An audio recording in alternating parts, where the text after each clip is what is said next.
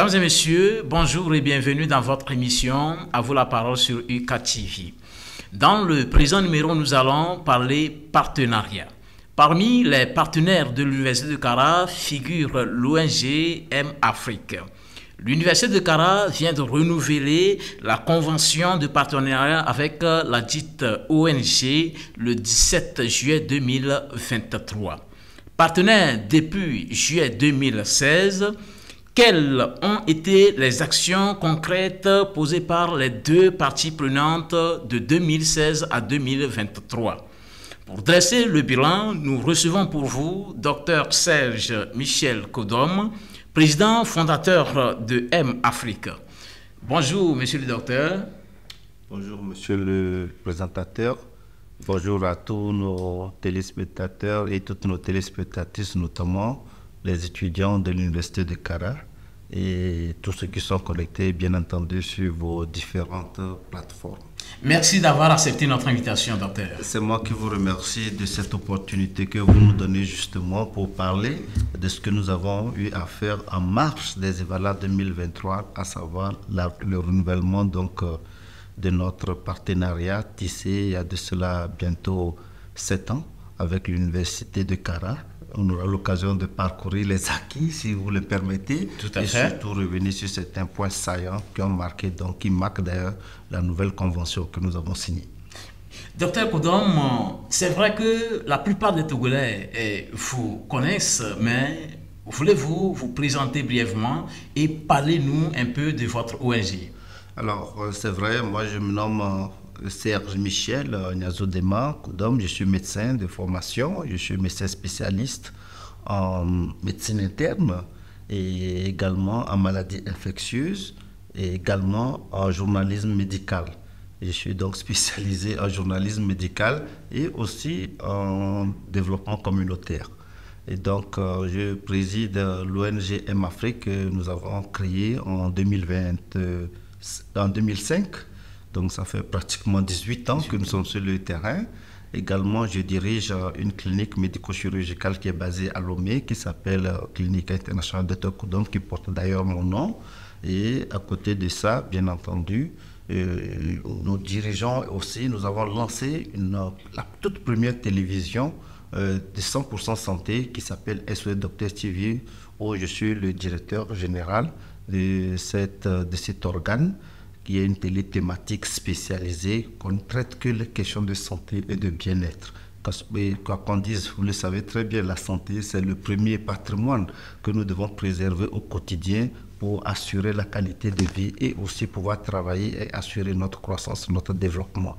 Et je m'en veux vous citer la grande pandémie de Covid-19 qui a montré à suffisance l'intérêt de la santé, de la bonne santé dans sa globalité. One Health aujourd'hui, qui doit être intégré, et nous avons donc jugé bon d'avoir cet outil qui permettra justement à la population d'avoir 24 sur 24, 7 jours sur 7, la bonne information en continu sur cette nouvelle télé SOS Docteur TV.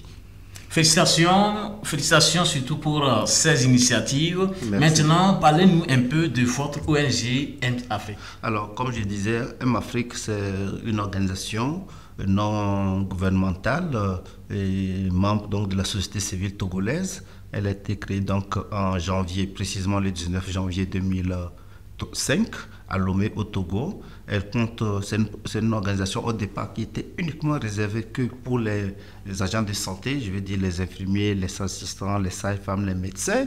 Mais depuis 2015, nous avons ouvert cette ONG à tous les corps de métier parce que justement on se rend compte que, mais du moins on s'est rendu compte dans la mise en œuvre, dans l'évolution, après donc 10 années sur le terrain, que nous avons besoin des sociologues, nous avons besoin des anthropologues parce que justement la santé étant très transversale. Oui. Nous avons besoin des économistes et donc nous avons ouvert pour que justement toutes ces compétences puissent intégrer l'organisation, puissent s'associer à nous pour marquer, pour poser encore des actes plus forts, impacter nos communautés pour le bien donc de cette dernière, parce que notre organisation a pour cible le milieu rural et le milieu carcéral. C'est-à-dire, nos activités, c'est le milieu rural, dans les villages, dans les communautés à la base. C'est là où on connaît M-Afrique.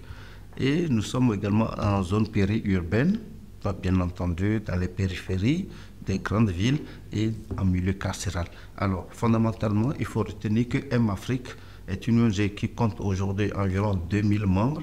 Nous sommes dans 15 pays, 10 pays en Afrique, dans les pays francophones bien entendu, au Togo, Bénin, Burkina, Sénégal, Côte d'Ivoire, Guinée, et Niger, Cameroun, Gabon, et aussi dans 5 pays en dehors de l'Afrique, à savoir la France, les États-Unis, le Japon, la Suisse et l'Allemagne.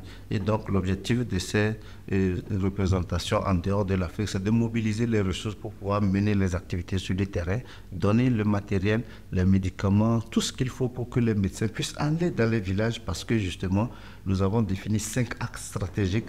Je reviens là-dessus rapidement parce que c'est important. C'est ça qui fait que souvent, les gens disent, mais on dirait que M-Afrique embrasse beaucoup, M-Afrique est sur plusieurs fronts. C'est que justement, nous avons défini dès le départ 5 axes, sinon j'allais dire 6, sur lesquels nous travaillons. Le premier axe, ce sont les recherches et les formations.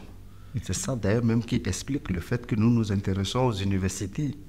Nous avons signé un partenariat avec l'Université de Lomé, mais celui de Kara, ce partenariat est encore spécifique parce qu'il contient dans ces articles certaines dispositions, peut-être on aura l'occasion de revenir. Oui, on va revenir là-dessus. Nous avons le deuxième axe que les gens connaissent beaucoup, ce sont les missions médico-chirurgicales, les opérations foraines que nous organisons à l'endroit justement des populations rurales, les paysans qui sont dans les villages, nous allons vers elles, les patients, on leur dit, mais écoutez, les malades, vous êtes où? Nous sommes des médecins africains, nous sommes des médecins togolais. C'est nous qui devons répondre à ce besoin qui est là sur le terrain. Ce n'est pas nous qui inventons les maladies, ce n'est pas nous qui créons les maladies auprès de ces paysans. C'est qu'ils vivent dans un environnement où, par manque de personnel médical qualifié, je vais parler des médecins, des spécialistes et surtout des infrastructures, certaines pathologies on retrouve certaines pathologies très difficiles à supporter. Et c'est de notre responsabilité de répondre à ce besoin. Donc nous nous sommes dit, étant des jeunes médecins, nous devons changer de paradigme, aller vers les populations, tout notre slogan, amener l'hôpital vers les populations. Le troisième axe, rapidement, c'est la promotion de la santé, la promotion de l'éducation pour la santé. Ça veut dire quoi? On s'est dit aujourd'hui qu'il faut communiquer, il faut donner la parole aux médecins, aux agents de santé, aux acteurs de la santé, parce que ce n'est pas que l'apanage des agents de santé, mais des acteurs, ce sont les anthropologues que je viens de citer, ce sont les sociologues, ce sont les communicateurs, ce sont les journalistes qui doivent aujourd'hui communiquer, parler, pour que justement nous puissions bouger les lignes et comprendre que la santé, comme définie par l'Organisation mondiale de la santé, l'OMS, qui n'est pas une absence de maladie ou d'infirmité, mais qui est un état complet de bien-être physique, mental, psychique et social, doit nous amener à comprendre que l'environnement dans lequel nous sommes, nous devons analyser les faiblesses, les déterminants de la santé qui poussent les gens à avoir certaines maladies évitables. Donc nous nous sommes dit, il faut communiquer et c'est ça qui nous a amené à créer cette télévision justement. Et nous avons aussi des radios partenaires avec lesquels nous travaillons sur tous les territoires où les médecins dans ces villes viennent faire des émissions de sensibilisation sur certaines pathologies pour que justement la population ait la bonne information. Le quatrième axe stratégique que nous avons justement, c'est la lutte contre les maladies transmissibles et non transmissibles. Donc c'est ça, généralement, nous voyons au cours des arènes, des EVALA, nous faisons des campagnes de dépistage de VIH, des campagnes de dépistage d'hépatite B, les campagnes de dépistage d'hypertension artérielle, de diabète, tout ça, parce que dans les arènes, nous avons beaucoup de population et nous voulons justement leur dire que pendant ces moments de joie, vous devez vous amuser, certes, mais faites attention pour ne pas choper le VIH, pour ne pas choper les maladies transmissibles. Il ne faut pas que ces virus s'invitent à la fête. Il faut les éviter justement en faisant la fête. Le cinquième axe stratégique sur lequel le partenariat, j'allais dire aussi, s'est apaisanti, c'est le développement communautaire. On s'est dit, le constat, il est clair dans les villages. On s'est rendu compte que les gens manquent un peu de tout. On se demande, mais on est sur quelle planète? On est dans quel monde? Dans les villes, il y a les efforts qui sont faits, mais une fois dans les villages, vous voyez les gens vivent dans des conditions vraiment difficiles. Donc nous avons identifié 10 villages au Togo en raison de 2 villages par région. 2 villages par région où nous implémentons le concept de développement communautaire. Et c'est en 2016, justement, que nous avons signé avec les 10 villages que nous avons identifiés sur des critères que je ne vais pas revenir là-dessus compte tenu du temps. Oui. Et justement, nous nous sommes donné 10 ans pour changer la physionomie de ces villages-là. Je vais rapidement, si vous permettez, parce que c'est assez intéressant pour nos téléspectateurs, c'est que nous avons retenu 2 villages par région. Dans la région maritime, rapidement, un village qui s'appelle Diaplémé dans la préfecture de Vaud, un village qui s'appelle Djibakondji dans la préfecture de Lavé, dans la région des plateaux, à Palimé, c'est le village de Koumapoti, vers Koumakonda dans les montagnes, et dans la préfecture d'Amou, Iliko. Lorsque vous allez dans la région centrale, c'est Blita avec le village Tifama, et à Sotobois, c'est Fazao. Lorsque vous revenez maintenant dans la région de l'Ankara, vous avez le canton de Djamdé, qui est une localité cible. Nous avons beaucoup d'activités à Djamdé, justement. Et même après cette émission, nous avons des actions là-bas. Et puis, dans la préfecture de Kéran, nous avons Atalote qui est retenu également. Et la dernière région, la région des Savanes, c'est Saint-Cancé. Et le village, c'est Timbou, un peu vers la corne du Togo. Et dans Outi, avec comme canton Tapamba. Donc, dans ces 10 localités, nous disons que si nous nous prenons sérieux, si nous voulons descendre vers les communautés, identifier leurs besoins, discuter avec ces derniers, nous pouvons significativement bouger les lignes pour qu'en 10 ans, ces localités rurales changent profondément tout. Nous avons comme leitmotiv d'amener ces villages à assurer une véritable transformation économique pour aller vers le développement, pour amorcer le développement.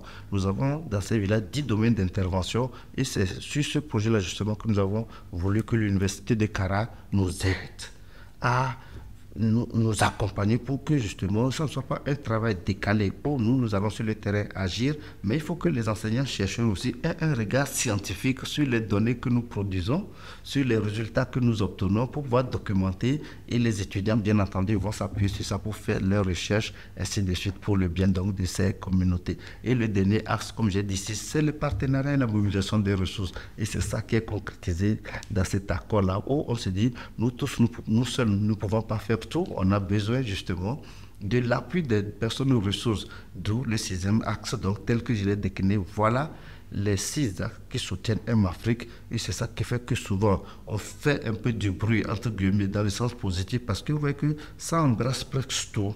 C'est la réalité. Il faut faire un partenariat, il faut avoir des partenariats stratégiques avec les personnes aux ressources pour aller loin parce que chacun apportera son expertise pour pouvoir canaliser, étoffer et faire progresser dans un effet synergique les projets que nous imaginons et que nous implémentons justement sur le terrain. C'est au décours de nos activités médico-chirurgicales, activités dans les 6 axes que nous avons été honorés à Oxford en Angleterre, à l'université d'Oxford en Angleterre, nous élevant au rang de professeurs honoraires pour tout ce que nous avons pu faire à la communauté, non seulement estudiantine, africaine, mais mondiale. Merci pour cette brillante présentation, docteur. Dites-moi, depuis 2016, vous avez un partenariat avec l'UCA. Depuis ce temps, nous sommes en 2023. Quelles sont les actions qui ont été posées par votre ONG et par l'université? Alors, c'est une très belle question et je pense que hier, lorsque dans le reportage, vous allez voir ça, le président de l'université, que je salue, c'est le professeur Komla Sanda, a été très clair dans la salle de conférence de la présidente de l'université de Kara, que il faudrait que le directeur de la coopération revienne sur les acquis de cette première convention qui a été signée pour qu'on évalue un peu, qu'on apprécie un peu ce qui a été fait. Et je m'en vais vous citer quelques points clés rapidement. Oui. Vous savez que l'université de Kara a commencé par former les étudiants en médecine. Tout à fait. Et la première promotion sortira cette année. Ça commence demain. Ça commence demain. Donc, vous voyez que certainement que ceux qui vont revoir cette émission doivent savoir que l'université de Kara produit déjà des médecins capables de relever les problèmes de santé dans nos communautés. Je suis tellement content. Et nous sommes associés à cette nouvelle jeunesse, jeunesse estudiantine en leur disant que vous nous voyez agir au niveau de M-Afrique, c'est que nous avons des valeurs.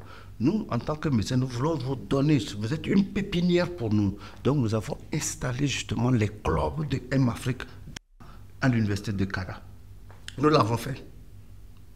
Nous avons un club qui est dynamique, qui est opérationnel, parce que nous disons justement il faut semer les bonnes graines à la base. Que ces étudiants en médecine comprennent que ce que nous avons comme résultat aujourd'hui, eux doivent faire 5 fois, voire 10 fois. Et donc nous sommes descendus à la base. Les gens disent, mais docteur Koudom, mais vous dites, nous sommes sur le terrain.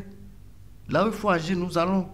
Aujourd'hui, il faut assurer la relève. Nous avons un club à Lomé, à l'université de Lomé, un club à l'université de Kara. Ça, c'est un acquis. Lorsque nous avons lancé ce grand projet de télévision 100% santé, qui est SOS Docteur TV, qu'on capte d'ailleurs sur le bouquet Canal Plus au numéro 264, qui est d'ailleurs sur satellite, oui, qu'on capte sur tous les décodeurs MP4 sans abonnement, qu'on appelle souvent les Strong, tout ça. Mais ce que nous sommes dit, les étudiants aujourd'hui, c'est l'espoir de demain. C'est ceux-là qui vont construire le Togo dans 5 ans, 10 ans, 15 ans, 20 ans. Nous sommes venus aussi leur dire, écoutez, militez dans un nouveau club qui est SOS Docteur TV, où vous allez faire la promotion de la santé dans vos communautés, dans vos villages. Lorsque vous retournez dans vos villages, parce que chacun a un village, parlez de cette télé pour que nos parents dans ces villages puissent capter cette télé, regarder et avoir de la bonne information, parce que ce sont les professionnels de santé qui occupent cette chaîne-là 24/24. Nous l'avons fait. Nous avons aussi recruté les meilleurs étudiants qu'on nous proposait pour leur donner de l'emploi. Et je m'en vais vous dire que le coordonnateur régional de Kara est issu de l'université de Kara. Et c'est lui qui pilote les activités, qui coordonne les activités de Kara jusqu'à Dapon. C'est lui, c'est l'antenne, la seconde antenne de SOS et de M-Afrique. Et donc, vous comprenez que nous sommes descendus pour s'aimer les bonnes graines là où il faut. Et c'est ce que nous avons fait. Et c'était avec acclamation que le président a accueilli ces avancées que nous avons matérialisées. Et maintenant, avec cette expérience, nous avons donc dans la nouvelle convention ajusté un certain nombre de paramètres pour que nous puissions vraiment être plus percutants, plus efficaces, pour que les actions soient encore plus impactantes pour le bien, non seulement de l'université, mais de l'ensemble du Togo. Justement, vous parlez de nouveaux paramètres. Dites-nous quelle est la teneur de la nouvelle convention et surtout, quelle est sa particularité? Alors, la teneur de cette nouvelle convention, c'est que on s'est dit, les 6 axes stratégiques sur lesquels M-Afrique a travaillé, ou bien les axes qui définissent M-Afrique, nous avons greffé un certain nombre d'actions concrètes que nous devons agir à travers ces axes. Premier axe, formation et recherche. Donc, dans les études de faisabilité, sur les questions de projets que nous allons mettre en place, nous voulons octroyer des bourses aux étudiants pour faire des recherches dans nos villages, dans les 10 villages que j'ai dépassés. Nous avons 10 domaines d'intervention. Santé, éducation, transformation de l'économie rurale, environnement, agriculture, pêche, élevage. Donc, pour nous, dans ces villages, il y a tout. Il suffit de transformer, il suffit d'amener la population à s'approprier certain nombre de notions. Et nous disons que ce sont les étudiants qui doivent descendre, faire des recherches ensemble pour voir comment nous allons sortir ces communautés de cette lornière. Oui. D'accord? Donc, c'est le premier axe. Et ce que je viens de vous dire, c'est mentionné clairement dans cette convention. Donc, il y aura des étudiants qui seront déboursés, qui vont soutenir sur ces thèmes-là que nous allons donc, bien entendu, définir le cadre permanent de suivi et de collaboration qui est consigné dedans aussi avec 2 personnes ressources au niveau de M-Afrique et au niveau de l'université de Kara. En plus, au niveau de l'axe de l'émission médico-chirurgicale, nous avons dit clairement qu'il faut que les étudiants en médecine viennent sur le terrain. Ils avaient quand même dans la première convention aussi participé, mais ils seront privilégiés pour assister aux missions médico-chirurgicales foraines pour qu'ils voient la réalité des besoins des paysans en zone rurale pour que cette flamme humanitaire qui est en eux puisse être maintenue pour pouvoir agir à la fin. Parce que nous, dans 10 ans, 15 ans, il faut qu'on cède de la place. Oui. Et c'est cette jeune génération qui doit prendre conscience qu'il y a des défis, il y a des challenges à relever. Le troisième axe, c'est la promotion de la santé. Je vous ai dit, à travers les clubs, ils vont sensibiliser. Il faut que les étudiants s'occupent. C'est bien les WhatsApp, tout ça, c'est bien, mais il faut rentrer dans nos communautés. Nous allons offrir des cadres de sensibilisation, de cinéma santé mobile. C'est-à-dire aller peut-être à Tchambadé projeter des trucs, expliquer à la population les grossesses indésirables, certain nombre de choses. Nous allons les accompagner. Et l'axe 4, c'est tout ce qui est sensibilisation, maladies transmissibles, non transmissibles. Nous voulons mettre à contribution les étudiants. Ils ont la voix. Elles ont la voix. Nous devons nous appuyer sur ces jeunes qui doivent comprendre que le développement de ce pays, c'est eux. Ça leur incombe à 90%. Parce que c'est eux qui doivent vivre dans la plénitude. C'est eux qui doivent contribuer. Le 5e axe, c'est le développement communautaire. C'est pour eux. Nous, on a les grands concepts, mais c'est eux qui doivent descendre, se mouiller les maillots et comprendre que nous devons changer nos villages. Et le 6e, c'est le partenariat que nous voulons consolider. Nous avons mis des garde-fous, cadre permanent de suivi et évaluation pour que ce ne soit pas un partenariat caduc ou bien un partenariat encore de plus, mais avec des objectifs bien définis chaque 3 mois. Cadre de concertation, qu'est-ce qui a été fait par rapport aux objectifs initiaux, parce que nous allons les définir. Chaque 3 mois, nous devons faire le point, mais on s'est dit 6 mois. Chaque 6 mois, nous devons définir qu'est-ce que nous projetons faire. Et on fait une évaluation. On se projette encore. Et voilà ce que nous voulons faire. Et c'est ce qui a été arrêté. Et nous ferons tout, par la grâce de Dieu, de mettre ça en œuvre pour le bien donc, des populations. Merci beaucoup. Et en dehors de l'université, est-ce que vous avez envisagé d'autres partenariats avec d'autres institutions? Bien sûr. Nous avons au moins une dizaine de partenariats. Même l'université de de Lomé. Et nous avons un projet de créer les clubs dans 100 structures au niveau des lycées. Donc, dans un futur proche, à Kara, vous aurez 2 clubs dans 2 lycées. C'est-à-dire dans chaque ville du Togo, les 40 villes environ, il y aura donc 2 clubs par ville, donc ça fait 80. Et nous allons prendre les universités privées également, 18 universités privées pour que ça fasse 100. C'est le challenge que nous nous sommes donné d'ici 2025. Pour que justement, en dehors des universités, dans les lycées, pas au collège, mais dans les lycées, qu'il y ait des clubs, parce que c'est la pépinière. Il faut que la jeunesse, cette mentalité, il faut aller, c'est le mindset, le développement, c'est un état d'esprit. C'est un état d'esprit. La tolérance, c'est un état d'esprit. C'est comment dompter le mauvais et faire avancer ou bien faire ressortir le bon. C'est ça le développement. Donc, il faut aller inculquer cela. Les parents le font déjà. Au cours des formations, on le fait, mais ce n'est pas suffisant. Maintenant, il faut aller. Et nous allons organiser aussi des rencontres. C'est dans les documents, au moins 2 rencontres grand public avec les étudiants en invitant les jeunes qui ont déjà réussi, les jeunes qui font leur preuve sur le terrain pour leur dire que c'est possible, rêver grand, rêver, oser. Et c'est ce que nous allons faire de façon concrète à travers des partenariats stratégiques avec les structures, les directeurs de ces structures qui ont réussi, qui accepteront volontiers de venir partager leur expérience. Tout à fait. Et une dernière question, nous tirons pratiquement à la fin. Et dites-moi, en tant que partenaire, quel regard avez-vous sur le fonctionnement et la formation à l'Université de Kara? Mais moi, je tenais sincèrement à féliciter les premières autorités, notamment le président de l'université de Kara. Parce que nous avons constaté aujourd'hui que les étudiants qui sont sortis de l'université de Kara sont bons. Et ils sont fiers de l'être. C'est un état d'esprit. Et je vous ai dit, nous avons donné des stages à au moins 10 étudiants. C'est bon. Et il n'y a pas de complexe. Nous-mêmes, nous n'avons pas un regard débutatif, un regard un peu méfiant, non. Lorsqu'ils sortent de l'université de Kara, c'est validé. Et ça, c'est un travail très important. Et il faut féliciter les enseignants, tous les enseignants, féliciter les étudiants aussi qui font confiance à cette université. Ce n'est pas le travail, c'est le Togo, que ce soit l'université de Lomé, l'université de Kara, l'université d'Atapamé, un jour, bien de Dapaon. C'est nous qui devons nous accepter, c'est nous qui devons travailler pour pouvoir rehausser l'image de notre Togo à travers une bonne éducation. Soyez assidus dans les facultés, apprenez. Ce n'est pas la connaissance qu'on s'impose. Aujourd'hui, le monde est devenu très concurrentiel et je pense que l'université de Kara a jeté les bases solides D'ailleurs, cette opportunité d'avoir une télévision qui émet, c'est vraiment quelque chose d'innovant et nous allons accompagner les premiers responsables de cette université vers les changements positifs, vers les innovations remarquables pour le bien de la communauté estudiantine et pour garantir un avenir meilleur pour le Togo. Docteur Serge Michel Kodom, nous sommes pratiquement à la fin. Avez-vous un mot de fin à l'endroit de la communauté universitaire de Kara?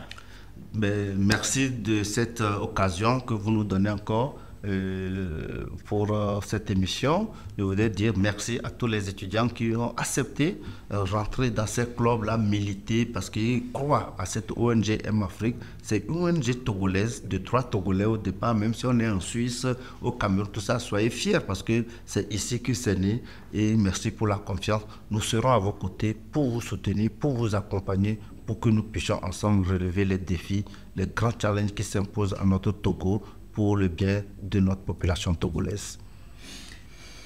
Mesdames et messieurs, je vous rappelle que nous étions avec Dr Serge Michel Kodom, président fondateur de l'ONG M-Afrique. Merci à vous, Dr Kodom.